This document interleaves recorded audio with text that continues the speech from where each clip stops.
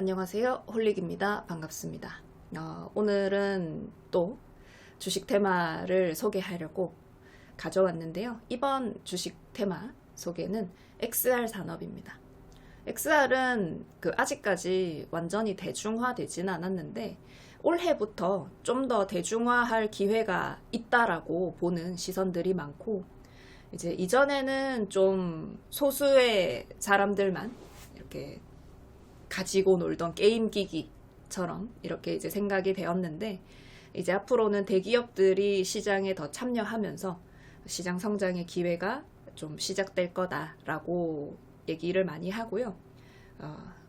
기존에는 메타가 선점하고 있었고, 소니가 올해 뛰어들었고 다시 돌아왔고, 그리고 앞으로 뭐 애플 또는 구글도 함께 참전할 수 있다고 합니다. 그래서 오늘 한번 알아보려고 하고요. 시장 분위기가 사실 좀 좋지 않아서 제가 원래 생각했던 그 주식 종목들의 지지 자리보다 더 아래쪽으로 수정을 했어요. 종목을 알려드리면 아무래도 다들 사고 싶어 하실 것 같아서 이제 최대한 먼 자리로 좀 수정을 해봤는데, 주식 대응하시는 거 항상 조심해서 보시고 분할 대응 잊지 마시고 현금 보유량도 늘 챙기시기 바랍니다. 높아심에 말씀드립니다. 그러면 오늘도 시작해 볼게요. 자, 오늘 알아볼 내용은 일단은 XR 산업에 대해서 한번 정리를 해보고요. 그리고 XR 기기 라인업 한번 앞으로 알아보도록 하겠습니다. 2023년도부터는 본격적으로 이 시장이 좀 커진다고 하는데 이유는 무엇인지 보고요. 그리고 이제 투자 포인트는 어떻게 잡아 나갈 건지 두 가지로 나누어서 보고 종목 보도록 하겠습니다. 자, XR 산업에 대해서 알아볼게요. 이제 XR이라고 하는 것은 확장 현실을 의미합니다. 이게 개념은 2010년도부터 이제 본격적으로 기술 발전으로 나오기 시작했는데요. 그때부터 나온 것은 VR, 그러니까 가상현실이죠. 그리고 AR, 이런 것들이 현실에서도 구현되기 시작했어요. 그게 이제 시작을 알렸던 게 오큘러스라고 하는 회사입니다. VR은 오큘러스라는 회사가 2012년 게임 행사인 E3에서 오큘러스 리프트 개발자 키트라고 하는 것을 공개하면서 시장에 주목을 받았습니다. 그리고 이제 2014년에 페이스북이죠. 지금은 메타이고요. 메타가 오큘러스를 20억 달러에 인수를 했어요. 그러면서 VR 기기의 양산 기반이 마련되었다라고 보시면 되고요. 이 오큘러스라고 하는 회사는 PC용 기기 오큘러스 리프트, 그리고 이제 저가형 모델 오큘러스 고, 이런 것들을 만들었고요. 그리고 오큘러스 퀘스트 같은 것도 만들었는데, 이게 좀 기억나실 거예요. 삼성전자랑 협력 제작을 한 게 있어요. 기어 VR을 이 오큘러스라는 회사랑 삼성전자랑 협력으로 제작을 했다고 하더라고요. 그래서 이 오큘러스라는 회사가 VR 기기에 있어서는 좀 다양한 라인업을 가지고 있는 회사였습니다. 그리고 이 퀘스트, 메타의 퀘스트 프로 모델 같은 경우는 이제 지금 혼합 현실이라고 하는 개념으로 넘어가고 있는데, 이따 용어 정리 때 알려드릴 거예요. 이쪽을 시장에 선보이면서 좀 선도적인 위치를 공고히 하고 있습니다. 그리고 VR이 이렇게 오큘러스가 있었다면 AR에는 구글 글래스가 처음으로 시작을 했어요. 구글 글래스는 2012년도에 나왔는데요. 그때 당시에는 사실 대중화에 실패했습니다.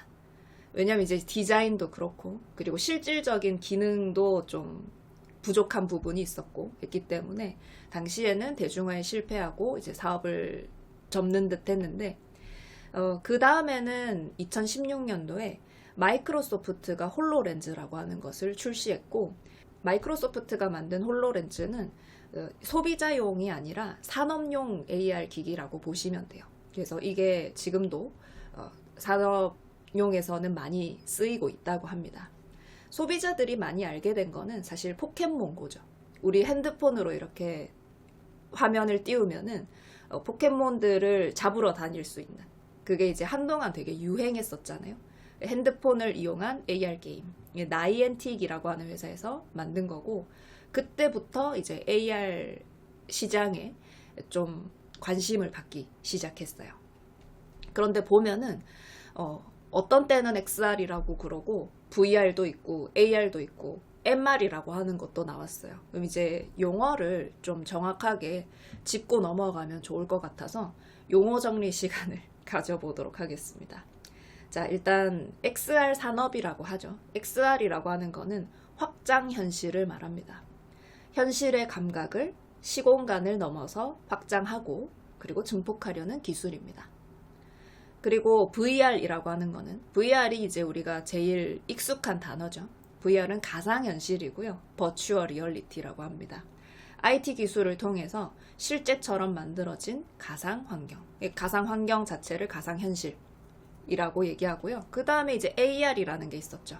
이거는 증강현실. 포켓몬고가 AR이죠. 현실의 시점과 함께 IT 기술로 만든 이미지 체험. 핸드폰 화면을 갖다 대면 거기에 핸드폰 화면 안에서 이미지들이 나오거나 동영상들이 나오거나 하는 거. 그리고 MR이라고 하는 게 새롭게 나오고 있는 단어인데요. 이 혼합현실이라고 합니다. 이제 VR이랑 AR을 합친 개념이고요. 현실의 시점과 가상환경을 함께 구현한 환경이라고 합니다. 이전에 우리가 VR 기기 같은 것을 시연할 때 좀 문제가 됐었던 게 눈을 가리고 있으니까 사고가 나거나, 그죠? 넘어지거나, 혹은 뭐 TV를 부수거나 하는 이런 좀 웃긴 영상들 같은 것들이 올라왔었는데, 그러지 않도록 이제 지금 현재 나의 공간까지도 같이 인식을 해서 보여주는 거예요. 그죠? 그래서 이런 용어들도 기억하고 넘어가면 좋겠습니다.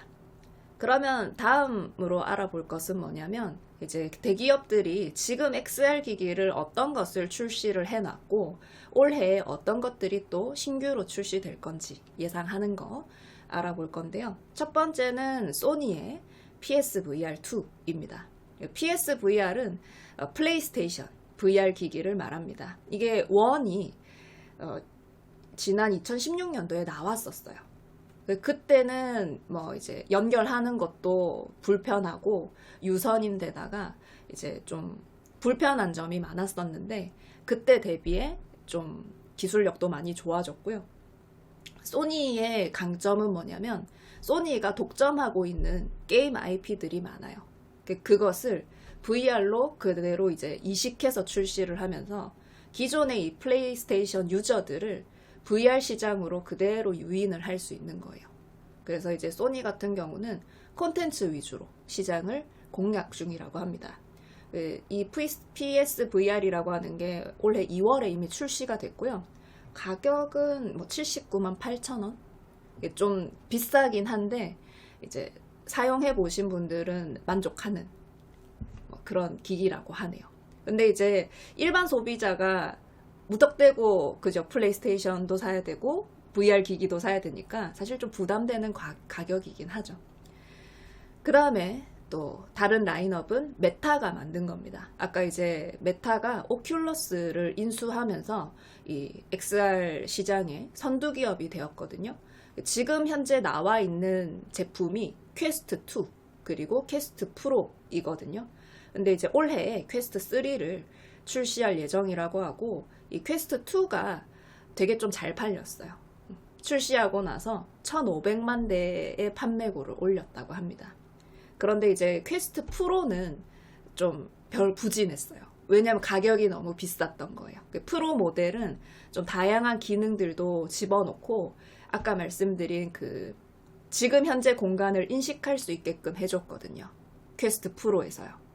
그래서 그 패스스루 카메라라고 하는데 지금 이제 내가 VR 기기를 보면서도 현재 공간까지 인식할 수 있게끔 해줬거든요. 이제 앞으로 퀘스트 3에는 이 혼합현실 기능을 적용할 것으로 기대된다고 합니다. 그리고 올해 이 XR 산업이 커질 거라고 예상하는 가장 큰 이유가 바로 애플이 뛰어들 거기 때문이다 라고 하거든요. 애플이 지금 이 XR 기기를 출시할 거라고 그 얘기가 많이 나왔어요. 그런데 아직은 이 공개 일정이나 예상도 같은 게 전혀 나오지 않았기 때문에 사실은 다 그 예상이에요. 애플의 리얼리티 프로라고 하는 것도 정확한 이름이 될지는 아직 몰라요. 그런데 이제 애플이 이때까지 해왔던 것들을 토대로 상상을 해봤을 때 아무래도 하이엔드급으로 나올 거다라는 거. 그리고 이제 기존의 기기들보다 훨씬 더 뛰어난 하드웨어적인 혁신을 좀 해줄 것이다 라는 거. 애플은 충성도 높은 고객들이 워낙 많아서 그래서 그들을 통해서 XR 기기의 시장을 크게 넓혀줄 것이다. 아직 예정된 게 하나도 없는데 왜 올해 나올 거라고 이제 믿을 수 있느냐 하는데 이전부터 투자는 해왔어요.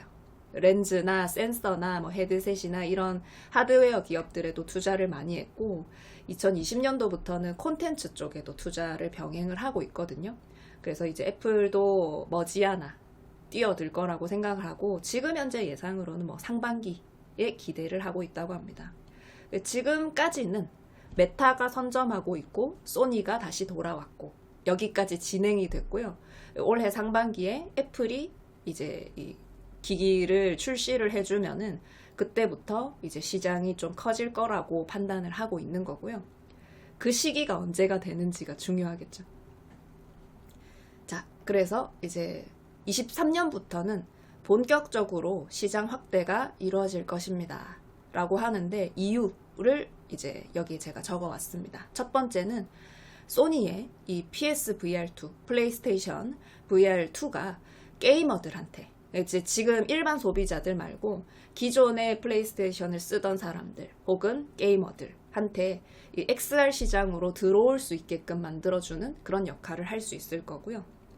기존에 메타가 과점하고 있던 이 시장에서 앞으로 애플이 진입하게 되면 소비자들이 선택할 수 있는 폭이 확대될 거다. 골라서 살 수 있는 거죠. 그리고 이제 XR 산업이 좀 앞으로 더 발전된 하드웨어 기술을 적용하면서 소비자들이 또 관심을 더 많이 가지게 될 거라는 거. 이런 것들을 이유로 해서 이제 올해 상반기 이후를 보는 것 같더라고요. 그런데 아직 이 XR 기기 시장이라고 하는 게 XR 기기라고 하는 것 자체가 대중들한테는 좀 생소한 영역이에요. 기존의 게이머들 말고 잘 모르시는 분들한테는. 그런데 이것을 앞으로 좀 관심을 확 끌어들이려면은 이제 대기업 참여가 좀 필요하다는 거거든요. 왜냐하면 기존에는 메타가 선점하고 일부 중화권 기업들을 제외하면은 시장 참여자가 없었어요. 작년까지만 해도. 그런데 이제 6년 만에 소니가 돌아오면서 조금 관심이 생겼고요. 올해 애플이 시장에 처음으로 진입할 걸로 예상되는 거죠. 이제 지금 이 두 대기업이 시장에 신규로 다시 참여하게 되는 거는 대중들한테 아직 생소한 영역인 XR 시장에 관심을 가지게 해줄 수 있을 것이다 하는 거고, 스마트폰 시장에서도 그랬어요. 맨 처음에 애플이 아이폰을 출시했을 때의 성장세는 뭐 1년에 30% 정도였는데 경쟁 모델이 된 갤럭시 S가 등장한 이후에 스마트폰 시장의 파이 자체가 굉장히 커졌어요. 그래서 어느 한 회사가 독점하고 있을 때보다 여러 대기업이 뛰어들 때부터 시장이 커지기 시작한다라고 하는 게 우리가 이제 스마트폰 시장에서 이미 봤던 거고, 이번에 XR 기기 시장에서 이제 볼 수 있을 거라고 기대하는 거죠. 대기업들의 참여자가 확대되면 시장 자체가 커질 수 있겠다라고 하는 기대감이 있습니다.